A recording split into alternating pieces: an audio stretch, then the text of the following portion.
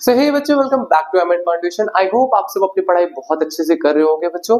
तो बच्चों, जैसे कि हमारा इलेक्ट्रोमैग्नेटिज्म चल रहा था, इसका हम लोग लास्ट टॉपिक आज लेके आ चुके हैं, जिसमें हम लोग आज पढ़ने वाले हैं ट्रांसफॉर्मर के बारे में। जी हाँ बच्चों, वही ट्रांसफॉर्मर जो आप बाहर लगा हुआ देखते हो, जो कभी कभी गर्मियों में हमारे यहाँ उड़ जाता है, उसी के बारे में आज बात करेंगे कि एक्चुअली में वो वर्क कर सकता है और कौन कौन से टाइप्स के ट्रांसफॉर्मर होते हैं। तो चलिए इस वीडियो को स्टार्ट करते हैं। और वीडियो को स्टार्ट करने से पहले बेटा जरूर अपने दोस्तों को लाइक शेयर कर दीजिए, ताकि वो भी इसे पढ़ सके। चलिए स्टार्ट करते हैं वीडियो को।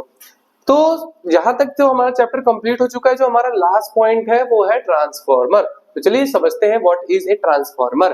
देखो, हम लोग जो ट्रांसफॉर्मर देखते हैं, जो बाहर में देखते हैं, वो एक्चुअली एक कोटेड ट्रांसफॉर्मर होता है, वो बंद हुआ होता है। उसके अंदर एक्चुअली एक कॉइल ही होती है, कुछ इसी तरह की कॉइल होती है जिसके ऊपर कुछ इस तरह की आयरन बार होती है जिसके ऊपर ऐसे ऐसे कॉइलिंग हुई रहती है, ठीक है। और यहाँ पे इन्हीं कॉइल्स की वजह से एक इनपुट जाती है और दूसरी आउटपुट आती है, ठीक। देखो, सपोज अगर हम मान लो, एक मिनट के लिए हम इमेजिन करें कि ये हमारा ट्रांसफॉर्मर है और यहां से कुछ वोल्ट ऑफ लाइंस आ रही होगी।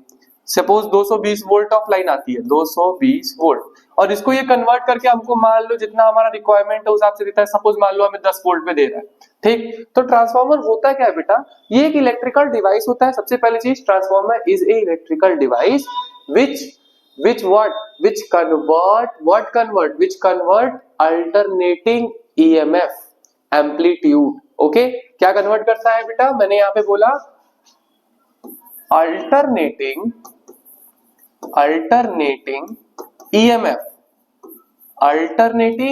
EMF amplitude.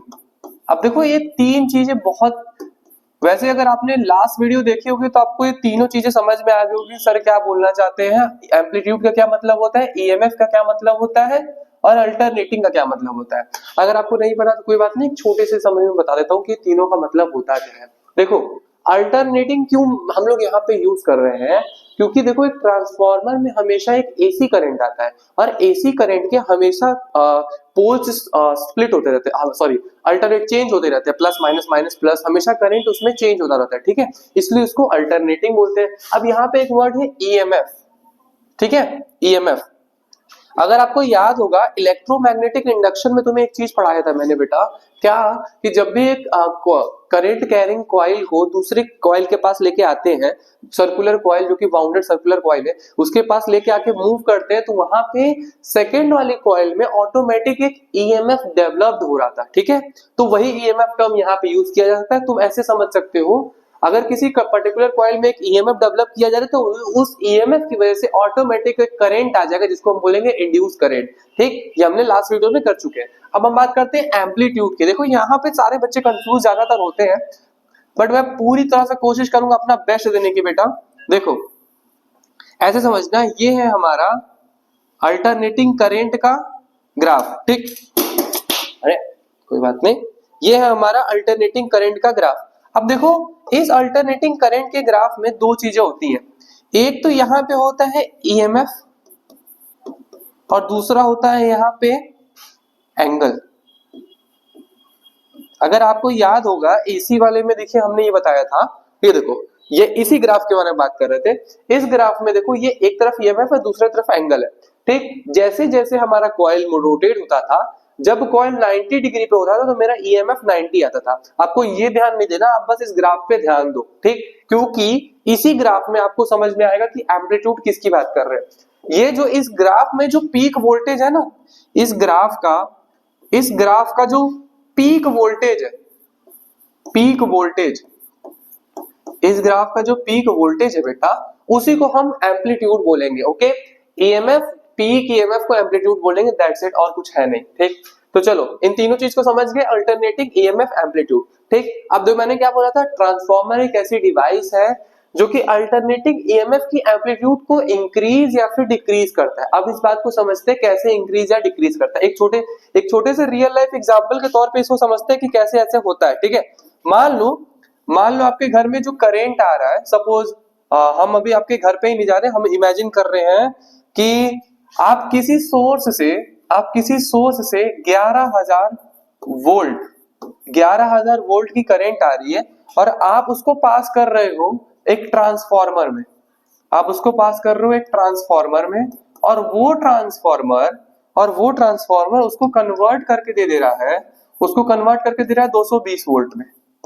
ठीक, अब देखो यहाँ पे 11,000 वोल्ट और यहाँ पे 220 वोल्ट। तुमको लग रहा होगा सर ये तो वोल्टेज आप बता रहे हैं, एक्चुअली वोल्टेज नहीं है बेटा, ये है मैक्सिमम वोल्टेज। क्या है? मैक्सिमम वोल्टेज, या फिर मैं इसको क्या बोलूं, मैक्सिमम वोल्टेज बोल दे रहा हूँ, ईएमएफ बोल दूं, या फिर मैं इसको बोलूं पीक ईएमएफ बोल दूं। ठीक, मतलब कि जितना करंट आया इससे ज्यादा नहीं आएगा, इससे कम ही आएगा। नॉर्मल कंडीशन पे मैक्सिमम ईएमएफ जो होगा वो ये होगा। ठीक, इससे कम ही आपके यहाँ पे वोल्टेज आएगा।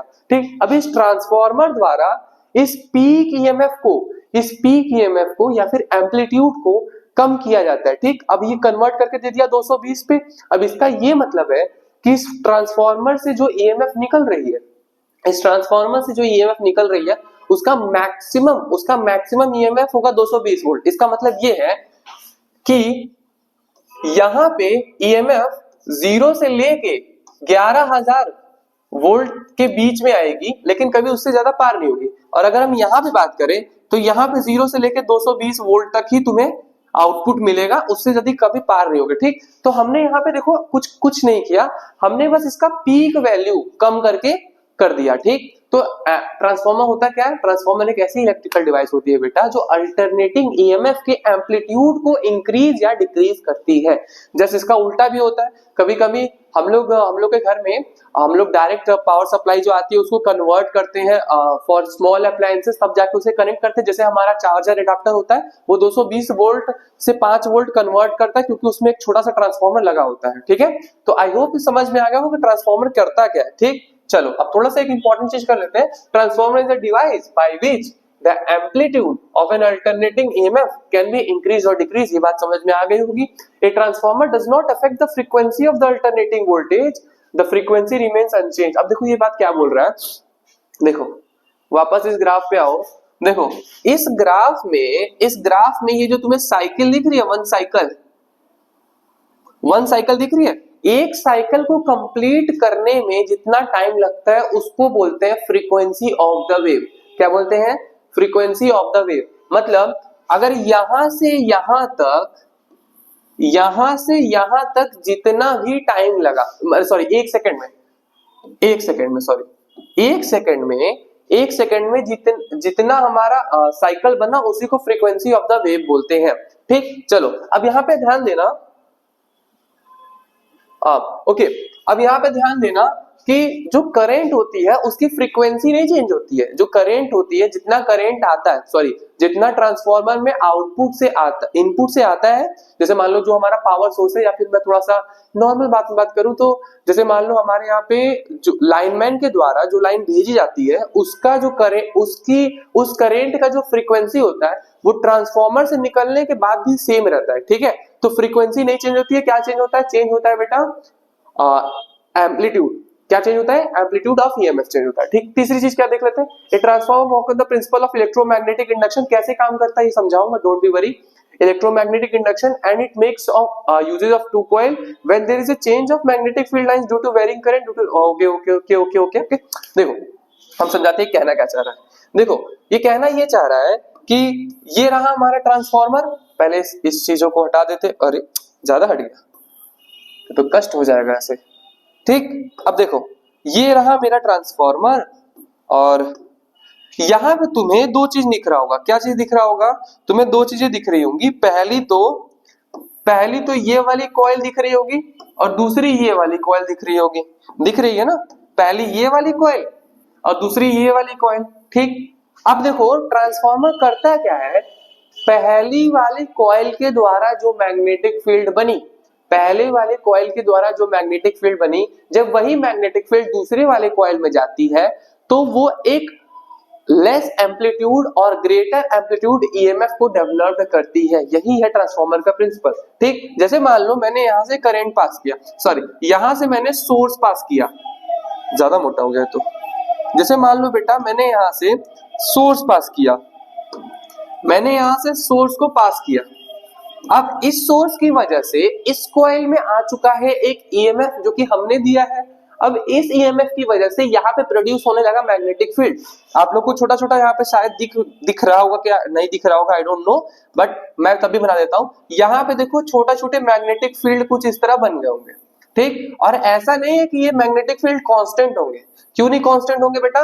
क्योंकि ये मैग्नेटिक फील्ड प्रोड्यूस किए जा रहे हैं एक एसी करंट के द्वारा, और एसी करंट डायरेक्शन चेंज होता रहता है, तो ये मैग्नेटिक फील्ड भी कंटिन्यूअसली चेंज होते रहेंगे, ठीक। अब देखो मैग्नेटिक फील्ड इस कॉइल से सारे लिंक्ड होंगे, क्यों? क्योंकि इसके द्वारा जो मैग्नेटिक फील्ड है वो सारा का सारा इस कॉइल में जा रहा है, ठीक। तो इस कॉइल के द्वारा जो भी मैग्नेटिक फील्ड प्रोड्यूस हुआ है वो इस कॉइल में इंटरैक्ट कर रहा है, जिसकी वजह से इस कॉइल में भी डेवलप हो जाएगा क्या?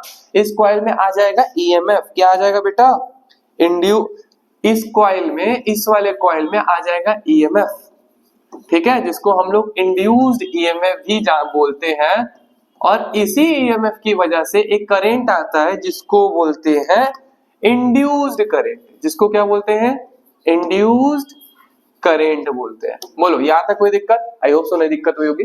तो जब यहां से सोर्स देते हैं, इस सोर्स की वजह से इस कॉइल के द्वारा जनरेट की जाती है continuously magnetic field alternating current के द्वारा, और वो मैग्नेटिक फील्ड इस कॉइल से लिंक होती है और यहाँ पे प्रोड्यूस करती है एक ईएमएफ, जिसका उस ईएमएफ के द्वारा एक इंड्यूस करंट होता है, ठीक। अब देखो इंपॉर्टेंट बात क्या है कि यहाँ जितना भी तुमने पावर सप्लाई दिया है, ठीक, यहाँ तुमने मान लो 220 वोल्ट दिया, यहाँ तुम्हें 220 वोल्ट दिया। अब इस 220 वोल्ट ये है, ये एम्पलीट्यूड है, ध्यान रखना, मैं फिर से बोल रहा हूं, ये एम्पलीट्यूड है। एम्पलीट्यूड मतलब peak voltage, sorry peak EMF. अगर बहुत दिक्कत कर रही है तो इसको एज ए वोल्टेज भी सुन सकते हैं, पीक। बोलो ये बात समझ में आ गई? पीक वोल्टेज, ठीक। तो मैंने यहाँ पे 220 दिया, और वहां पे क्या निकलेगा?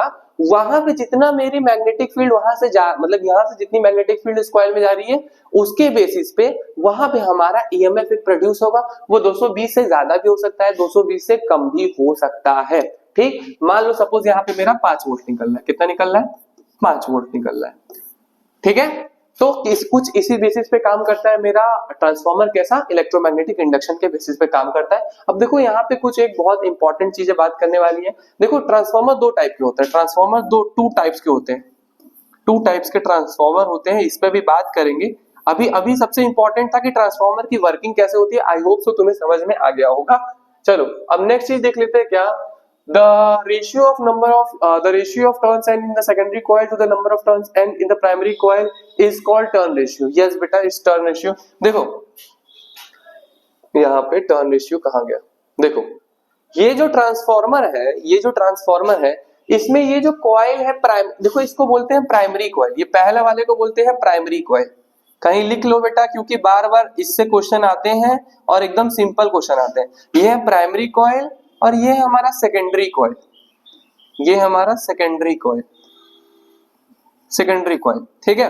तो देखो ट्रांसफार्मर में क्या होता है, एक रेशियो होता है जिसको बोलते हैं टर्न रेशियो, और वो टर्न रेशियो कुछ और नहीं होता है, प्राइमरी कॉइल में जितना नंबर ऑफ टर्न्स है डिवाइडेड बाय सेकेंडरी कॉइल में जितने नंबर ऑफ टर्न्स है, इसी को बोलते हैं टर्न रेशियो। किसी भी ट्रांसफार्मर को तुम खरीदने जाओगे तो तुमसे दुकानदार ये जरूर पूछेगा उसका टर्न रेशियो बताइए, आपको कितना चाहिए। मतलब कि इस टर्न रेशियो के बेसिस पे ही या तो ट्रांसफार्मर स्टेप अप होता है या तो स्टेप डाउन, मतलब कि या तो वोल्टेज वो बढ़ाता है या तो वोल्टेज वो घटाता है।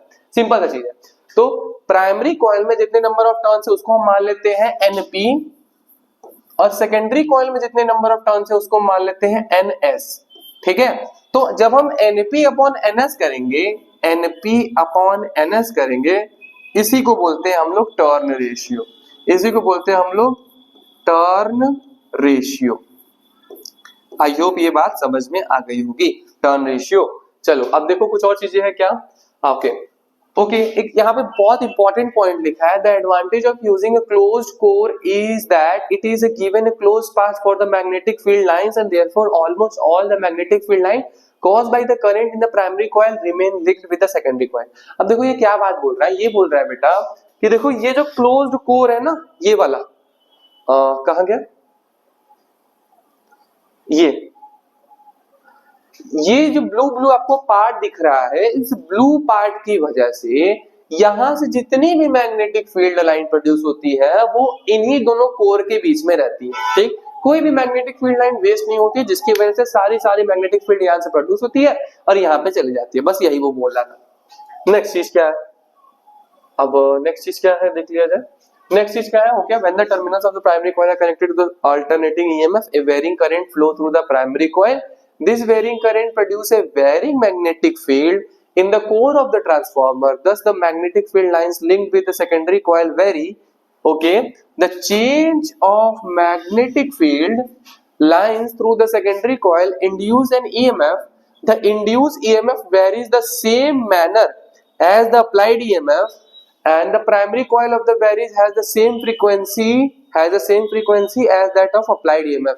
ठीक, जितना वेरिंग ईएमएफ में पहले वाले कॉइल में चेंज आ रहा है उतना ही चेंज आएगा सेकेंडरी कॉइल में, और फ्रीक्वेंसी दोनों जगह सेम होगी। नेक्स्ट चीज क्या है, देखो टर्न रेशियो तो बता दिया आप लोग को मैंने, कहां गया, हाँ ये रहा, अरे कहां चला गया, थोड़ा सा दुष्ट हो गया मेरा बोर्ड।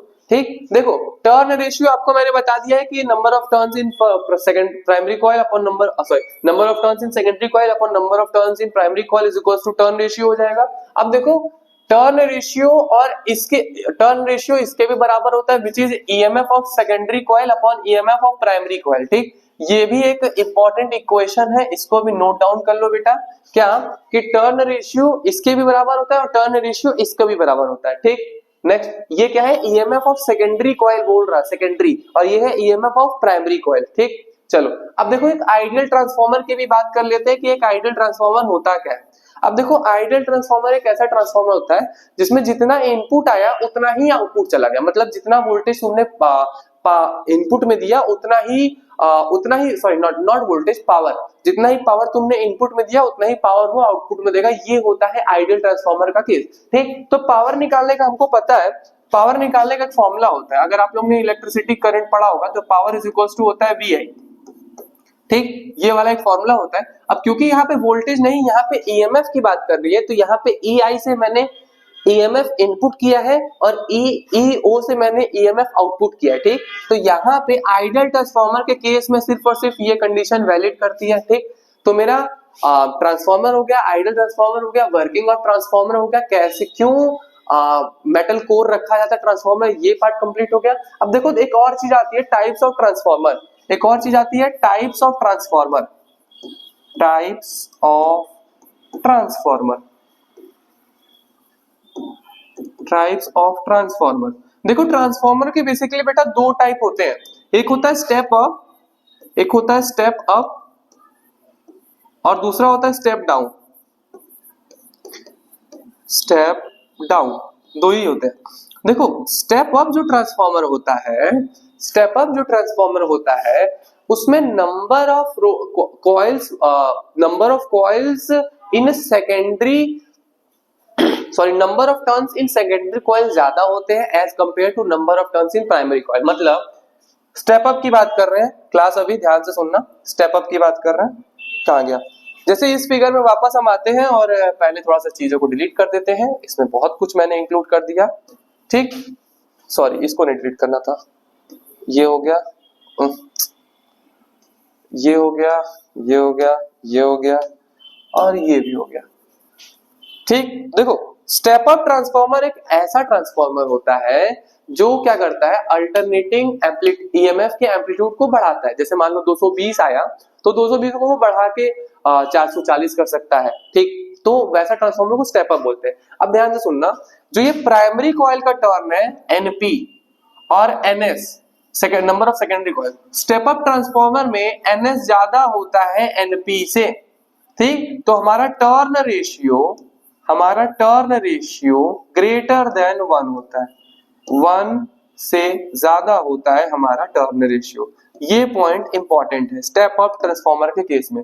अब हम बात करते हैं स्टेप डाउन, अब हम बात कर लेते हैं step down transformer. Step down, देखो स्टेप डाउन ट्रांसफार्मर क्या होता है, स्टेप डाउन ट्रांसफार्मर वो ट्रांसफार्मर होता है जिसमें number of turns of primary coil is greater than number of turns in secondary coil। मतलब यहां से जो प्रोड्यूस होगा, जहां पे जो कॉइल ज्यादा लपेटा होगा और यहाँ पे कॉइल कम लपेटा होगा। ठीक है, तो स्टेप डाउन ट्रांसफार्मर में क्या होता है,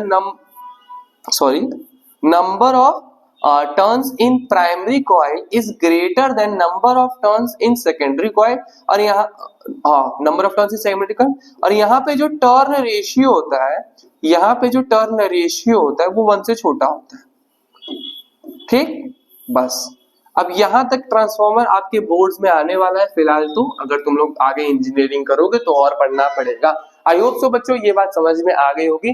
ठीक है, turn, step up, step down, turn ratio, electromagnetic induction, क्यों क्लोज्ड कोर यूज किया जाता है, आई होप ये सब समझ में आ गया होगा। मिलते हैं आप सबसे नेक्स्ट वीडियो में, तब तक के लिए बाय बाय मेरे प्यारे बच्चों, एंड हाँ, पढ़ाई करते रहिए।